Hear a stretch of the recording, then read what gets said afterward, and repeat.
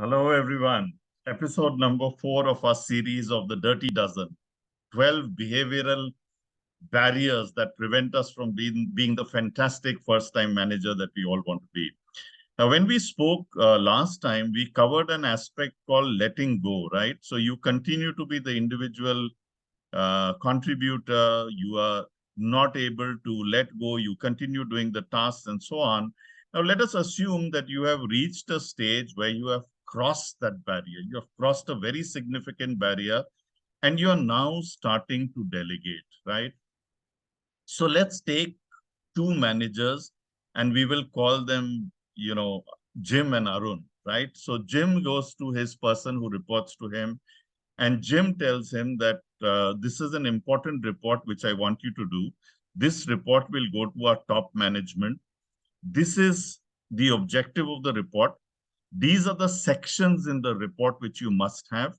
Each section should be roughly of this length. These are the people you need to talk to who have, you will help you, give you the inputs for this report. This is when we need it to happen.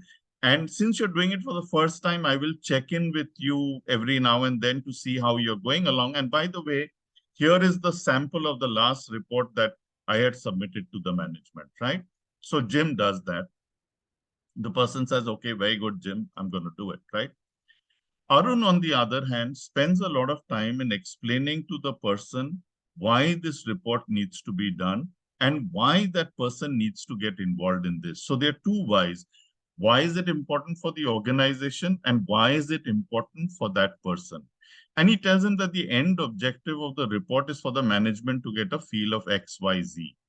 And then he says, now that I've told you the why and I've told you what is the objective, I leave it to you entirely to figure out what sections, what do you want, what should be there, who should you meet, etc. That is completely your call. And you said, I have done this before, but I've done it as per my style, and I want you to do it as per your style. This, you are the owner, you're the custodian of this report. So Jim and Arun both have delegated. Now, my question to the audience is that who has delegated and who has empowered? Yeah. So you would say that Jim has delegated, but maybe Arun has empowered, right? And why has Arun empowered? Because at the end of Arun's brief to his person, whoever was reporting to him, that person, the ownership has actually transferred completely from Arun to that person. So that person says, I own this. I am empowered to do this, right? So if we look at the difference between delegation and empowerment, I look at three factors. What is the report? Why is the report important? And how would you do the report? Now, Jim focused on why, what, and how. Arun focused briefly on the what, spent a lot of time on the why this report is important, and left a blank canvas completely on the how. Now, if you were to look at the person reporting to Jim, the person reporting to Arun, who would feel more empowered? Yeah, obviously the person reporting to Arun, because he feels that the ownership is now with me. I am the custodian of this report, right?